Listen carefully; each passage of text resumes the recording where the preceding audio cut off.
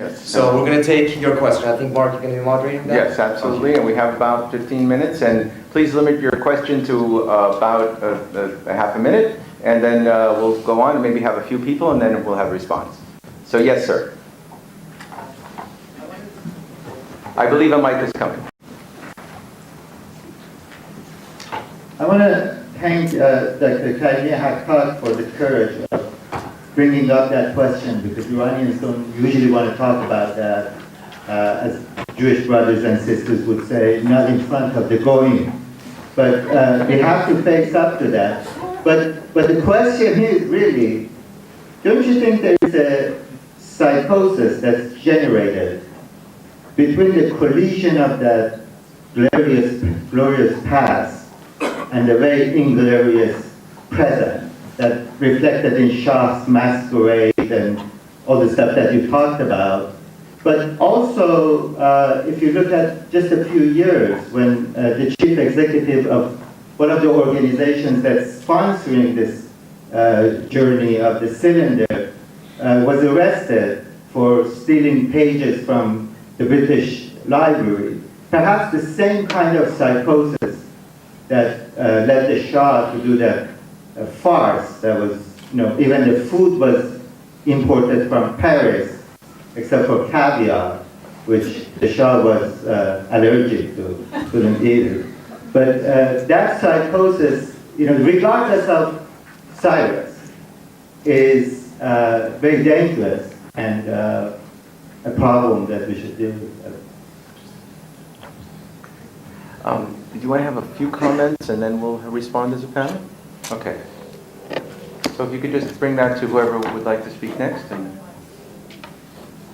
in all these discussions which you all have analyzed and presented to us, I don't see a very common and a basic thread which has to be attributed to Cyrus. The fact was that Cyrus was a Zoroastrian. Zoroastrian was a religion which was 1500 older than Cyrus was at the time. And Cyrus's cylinder talks not of political rights, as all of you seem to have interpreted, but he talks of go back to your gods, go back to your temple, rebuild your temples, and so on and so forth. And to me, the thread which you seem to all have missed is that he was guided by a basic fundamental religious premise of which he was married to and which he had inherited for hundreds of years before him. And that was the principle of Zoroastrianism, that you can worship by choice. You decide who you want to worship, whether you want to worship one supreme creator, which he called Haura Mazda, and whom Cyrus believed in, or you can worship any other gods, the pagan gods, Marduk, and so on and so on and so forth.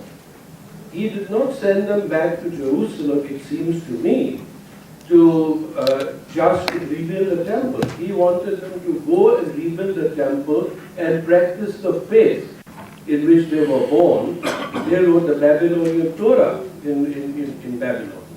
And so this is the reason why he sent them back to the Babylonians who worship Marduk. He sent them, you do whatever you like. And so on and so forth. And although his religion, his empire spread for thousands of miles, as you know, covered a lot of ethnicities and a lot of nationalities, he allowed anybody to practice their own faith. And if they wish to follow the faith of his forefathers, which was Zoroastrianism, then he allowed them to do so. that's a great But comment. I did nothing of that. Can anybody comment on that? No, that's a great comment. Great comment. We'll get to that. Maybe two more before we have you have people back there.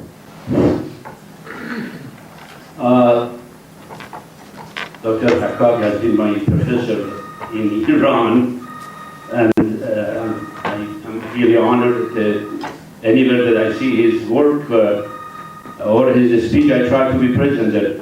But as always, you have a critic view toward everything, as I remember more than 35 years ago, when you taught us for the first time the comparative literature.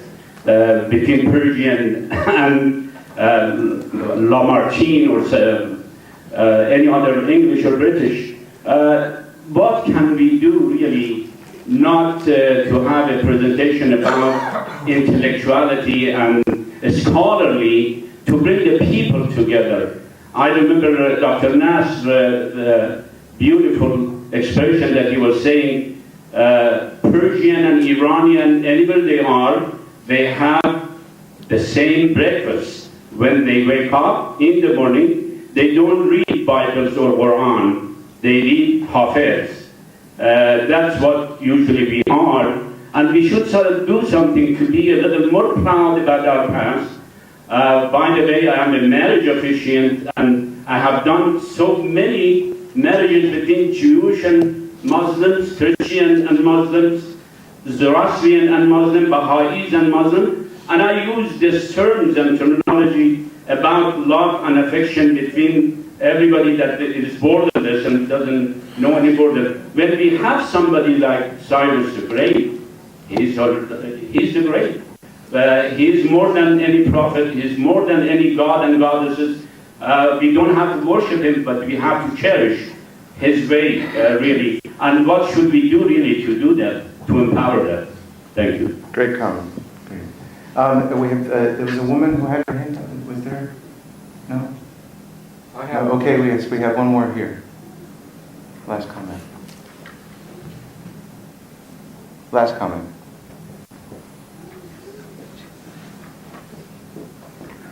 Thank you. Assalamu alaikum.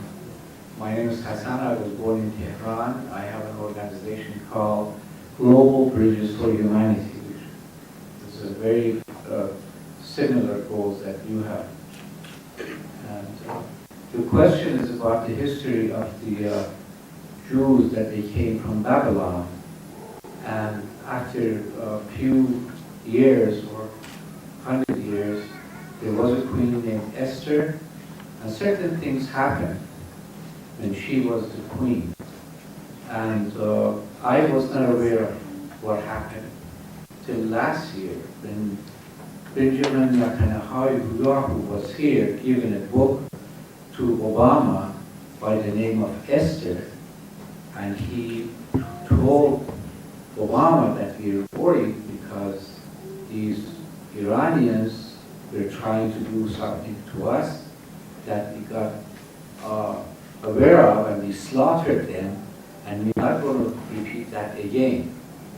And then I heard about another thing about Purim. It's a holiday that is celebrating that slaughter of Iranians, which is 75,000 Iranians that they were killed. And there was a viceroy of the king by the name of Hamud, and he had some children, they all got hung, and they were slaughtered all over the place.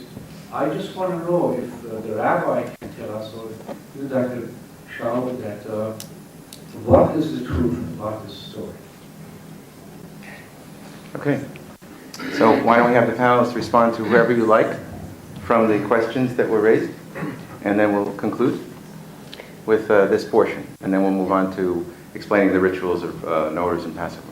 So how do we, you want to go in order, or who would like to go first? Can I just say one? Yeah. Well, I'm a bit biased as a Zoroastrian, but I thank you for the point that you made. I think you're quite correct in Yasna 30.2.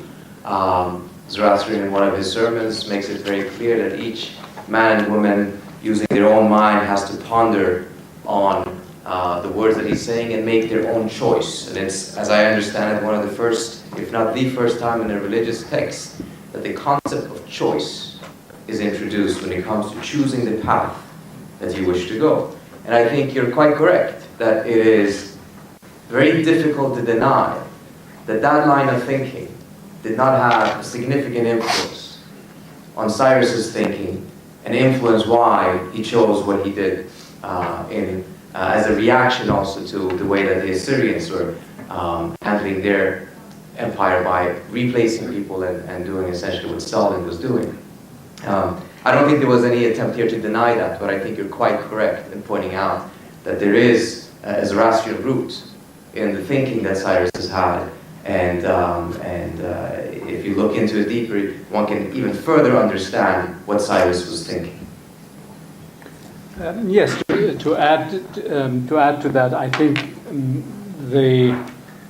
Cyrus not only allowed the captive people to go back, but actually encouraged them. I think, as the speaker suggested, urged them to rebuild their temples and their places of worship. Another speaker made the comment about how do we reconcile the glorious past with the inglorious present. Well, I think the history of the uses of the Cyrus cylinder show that men and women will make use of the past and of history, and even a historical object like this, to suit their own purposes. And sure, one, in a way, as Professor Hackcock said, try to get back to the truth of the original document, but also it is, a fact of history that it continues to be reinterpreted by each generation. The hope is to use the best things in the past to enlighten the present.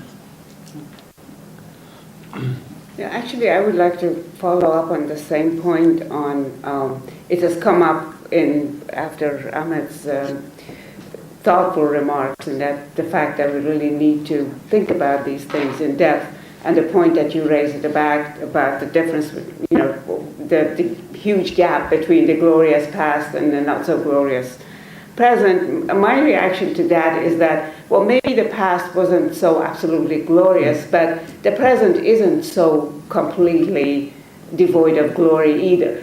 And that is probably the part of the glory. When a 25-year-old writes a novel about a Jewish and a Muslim marrying, the issues they face, the happiness and unhappiness, prejudice, everything that comes with it.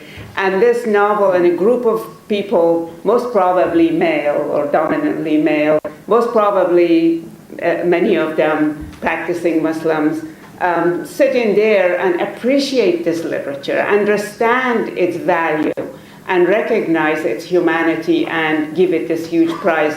To me, this is real. This is not, politics is real, and in a way I am probably addressing the point you made, which I think is very important, but maybe literature has something of the reality, a very important part of the reality, to contribute to this debate insofar as it brings us the actual, real, fragmented voices of the real people from within a culture. And if you look at those, look at the music, look at the literature, look at the art, not to ignore the politics, not to ignore the other aspects of life, that actually shows us that the present isn't quite devoid of glory either. Thank you. Thank you. Thank you for your questions. The questions were as illuminating as I had hoped they would be. I did not get into the pathology of use of this object from way back when. I would like us to see. Of course, objects are easy to concentrate on. It's there, and you look at it.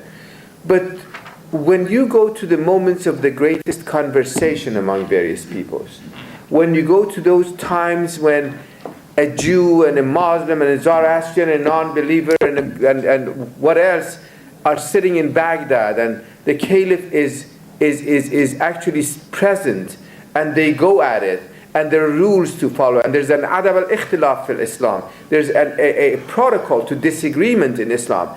I go to Bukhara in the early Islamic centuries, where there was a community of Jews and Buddhists and Muslims. The budding Muslim scholarship, the commentators of the Quran, learned so much from the Jews that today I, a comparatist by training, have to go back to the Kabbalah and the Midrashim tradition to explain some of the to conduct exegesis on the commentaries of the Quran. I think it is those things that are worth our time and effort, but of course they're not as easy as going to a museum and say, I've seen it, and it's there, and it did everything, it did to me what it was supposed to do. So I'm asking everyone to take the hard road.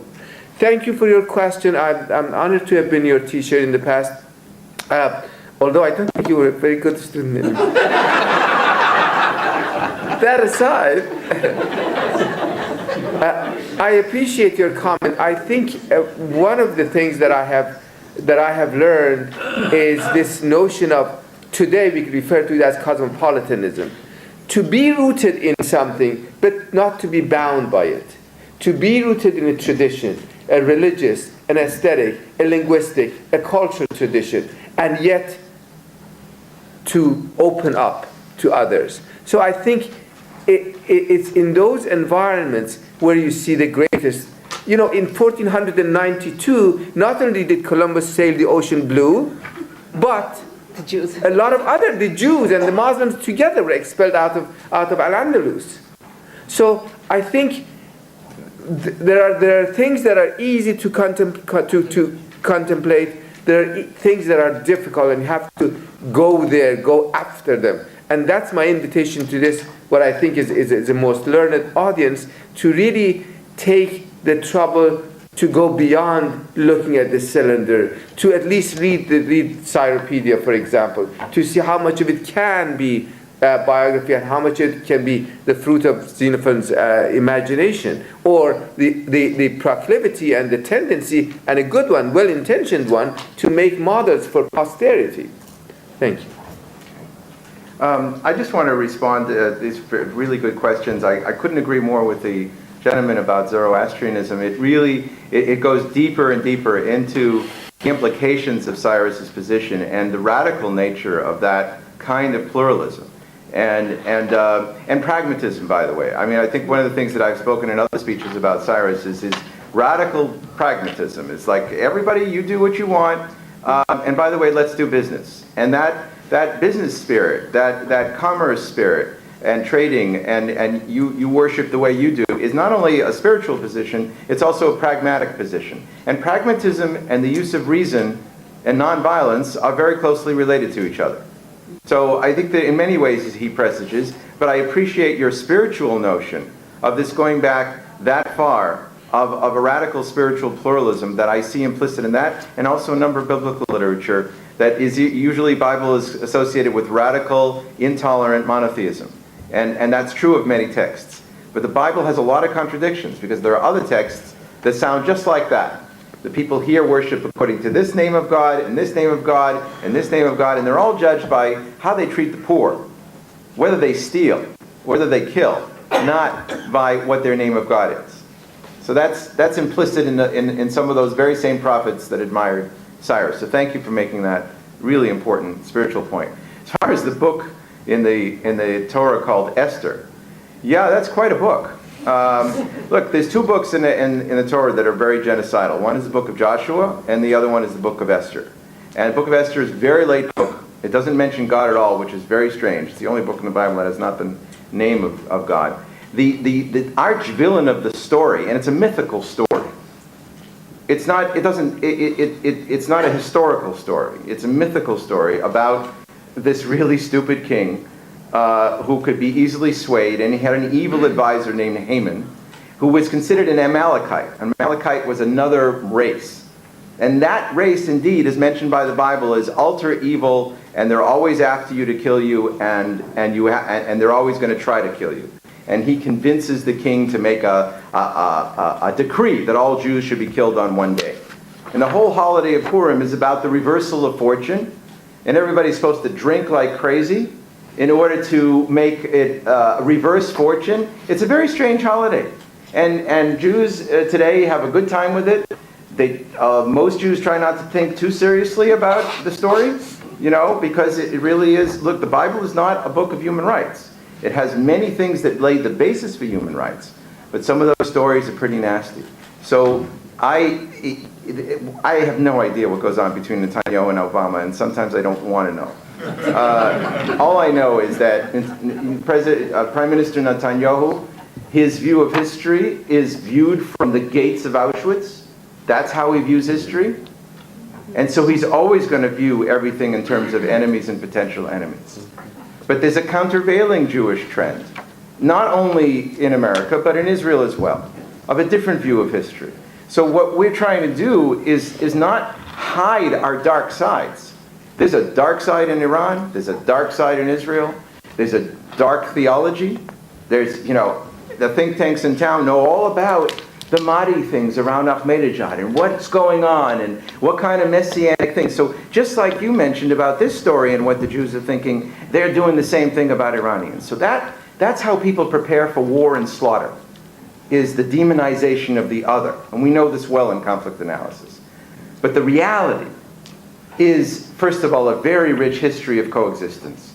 Second of all, some very deep theological connections and very deep moral connections that need to be told as well, in order for us to not allow our worst sides and our worst fears to dominate history. And that's what we have to do, especially in the age of massive potential technically of warfare. In that, it used to be very hard for men to kill each other in mass. Now it's way too easy. And so that means we have to be very aggressive in telling the narrative in a more complex way. So I thank you for bringing up this embarrassing holiday. But it is a holiday. It's part of the Jewish calendar, and we sort of deal with it, progressives and non-progressives alike. And I think it's worth mentioning, because we're all going to hear about each other a lot, and we have to get to know each other in the positive and the dark side. So what you're Thank saying you. We'll talk about it after. We want to transition now to thanking very much, first of all, the amazing team of people.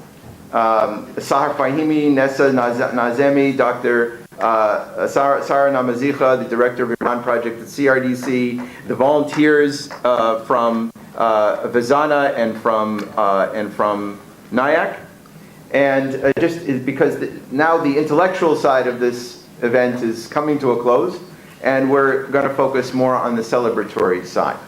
So we're going to describe a few of the symbols outside, and then people are going to be able to partake. I just want to describe to you that this is we're in the middle of the Passover, which is an 8-day holiday. And I know that's a long time for a holiday, but it's an 8-day holiday. And the first 2 nights are the Seder. It's a very sacred, ancient ritual of telling a story all night long, very long. And you have to eat a great deal of some foods that are really hard to absorb. And you'll see them outside. The matzah is an amazing food that you can survive in the desert for many years, but you also may find it hard for your intestines to work very well after having it for too long. So the matzah is outside, and the grape juice is outside, symbolizing the wine. And the 4 cups of grape juice that are wine that are celebrated at the Seder are symbols of freedom from slavery. The whole theme of Passover is liberation. Liberation from slavery and the equality of all human beings who get to celebrate together on that night as free human beings. The Passover table explanation of the Seder, you've seen. I told you about the wonderful matzah that is a symbol both of slavery but also freedom. Poor man's bread, but also the kind of bread that could be used to get out fast from slavery. The bitter herbs, marar, is something very hard to eat, that is the bitterness of slavery. Charosis is a mixture to sort of soften the bitterness, but at the same time a reminder of the mortar and bricks that we use to build the buildings that the slaves built. By the way, not the pyramids. That's a misnomer. It's not building the pyramids. It was just building whatever was done under the pharaohs. The beitza and the bone, the zroa, are simply symbols of the sacrifices in that temple that Cyrus helped to rebuild. And you'll see the rest right here in the explanation. So that's the symbols. You'll see them outside. That Haggadah means a storybook That storybook that's outside is from my table that I grew up with. It's a very, very old book, and you can take a look at that. Very artistic, from Europe. And then the Passover Seder table is there. And then when you go outside for refreshments, make sure to have a little bit of matzah and experience what we're going through every Passover.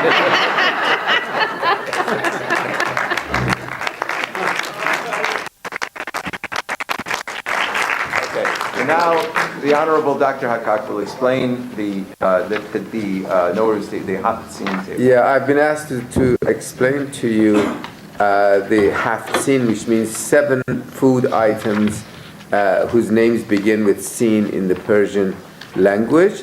They've thrown in an 8th here for good measure, as do so many families, because you never can be sure whether God can count right or not. The explanations are there. Of course, there's that green that symbolizes rebirth and renewal, and vinegar. Vinegar, yes, it's one of the food items. It's supposed to invite you to patience, because it takes a long time to be brewed, or whatever it is that happens to something that becomes vinegar. There's that dried fruit. It's senjet. There's no good name for it in English. What is the word for it? Anyway, yeah, it's one of those food items that you should taste out there, but you might survive. Sumac. Sumac is my favorite because it's such a humble little thing for over your kebab, and it's really delicious. And then there's garlic. Everyone knows what good things garlic is capable of doing. There's that seeb, which is apple. Easy thing to explain. And then in good times, there's in modern times, there's been seke as well, to express or at least give words to hope for prosperity, and so on and so forth. This has changed over time.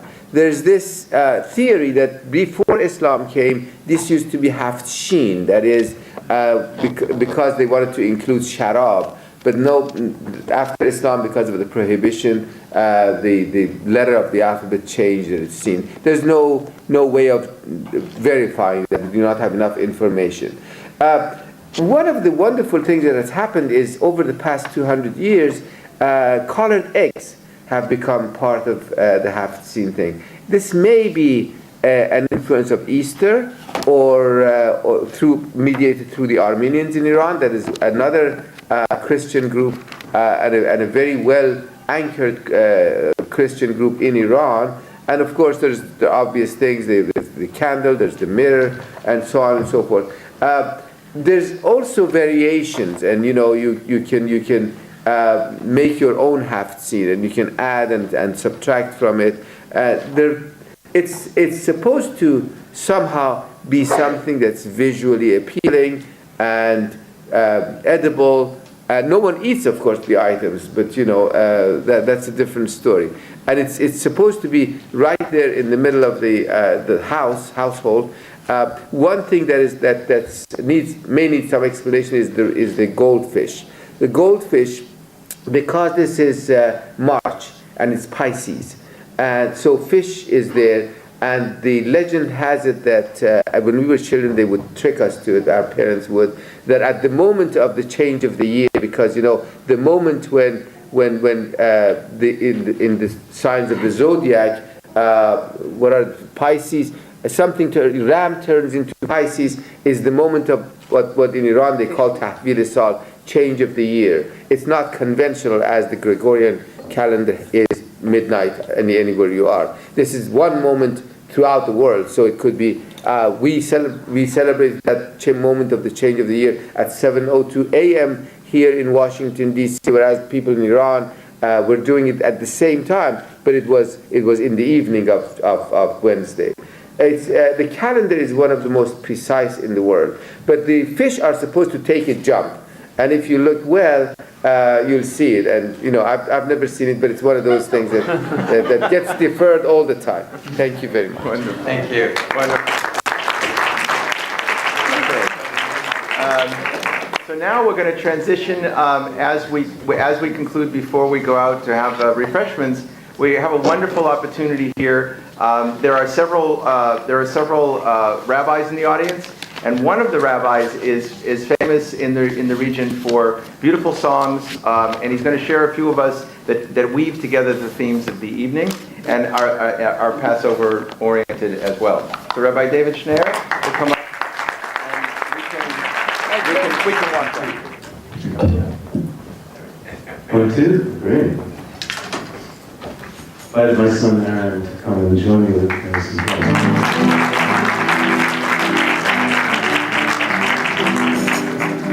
So it's about 15, 20 years ago, I was on the board of directors of the Washington Interfaith Conference. Some of you might know of the organization. And there was a representative from the Zoroastrian community asking to be admitted as a member of the Interfaith Conference in Greater Washington. And people around the table didn't quite know what to do. Most folks around the table didn't really understand what Zoroastrianism was. And so there was a brief explanation, and the person leaves the room, and we have a discussion, and people having a question about whether or not Zoroastrians should be admitted into the Interfaith Conference. And I turned around and I started relating the story of Cyrus. And I said, Jews, Christians, and Muslims would not be here around this table if it weren't for Zoroastrians. So thank you.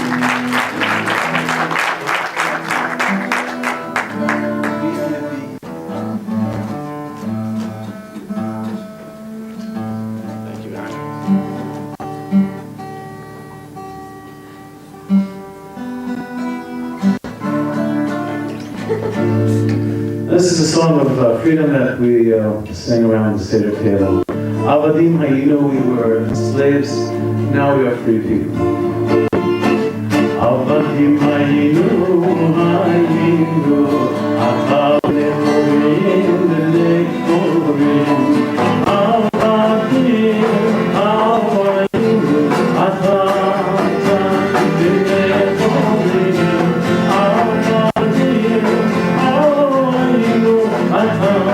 lechorim.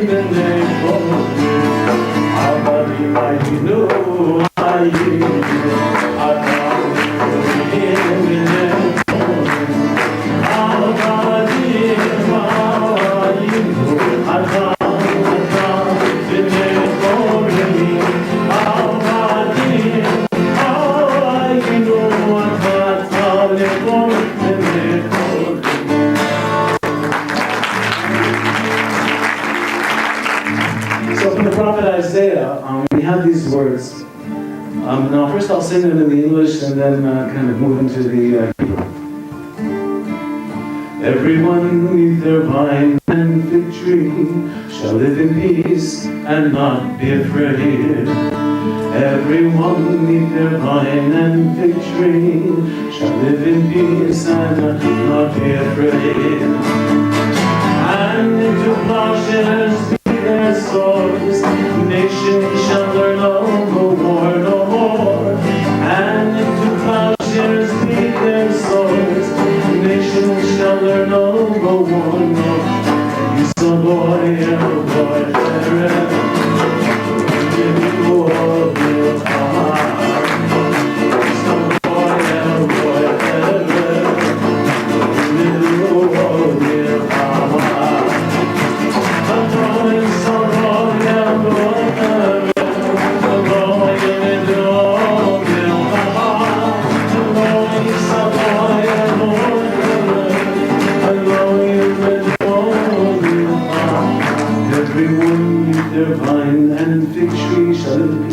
shall live in peace and not be afraid. Everyone neath their vine and fig tree shall live in peace and not be afraid. And into plowshares beat their swords, nations shall learn of no war no more. And into plowshares beat their swords, nations shall learn of no war no more. Prophet Isaiah. time for one more in English. This is written by a friend, a cantor, originally from Brooklyn, but now living on the West Coast, Linda Hirschhorn. Circle round for freedom, circle round for peace, for all of us in prison. Circle for release, circle for the planet, circle for each soul, for the future of our children. Keep the circle whole. Those are all the words. Circle round for freedom. Circle round for freedom, for peace. Circle round for peace for all of us in prison. For all of us in prison. Circle for release for the planet. Circle for the planet, for each soul. Circle for each soul, for the future of our children. Keep the circle one more time in harmony. Circle around for freedom. Circle around for peace for all of us in prison. For all of us in prison. Circle for peace for the planet. Circle for the planet, for the soul. Circle for the soul, for the future of our children. Keep the circle.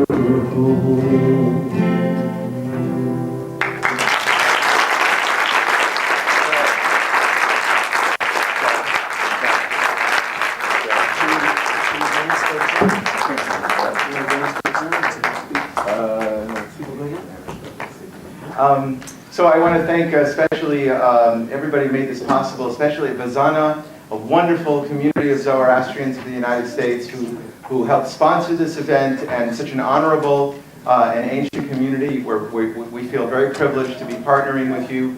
Thank NIAC, an amazing organization, CRDC staff. CRDC staff works together, crazy group of people, Jews, Americans, Palestinians, Iranians together, Muslim, Christian, Jewish, agnostic, and we all work together for a nonviolent world. And I ask you to please help us in your own little ways of contributing to that kind of culture and cultural shift in the United States and for all of our indigenous communities. And I really thank you for coming tonight to celebrate with us. And please join us outside for some wonderful refreshments and some continued song.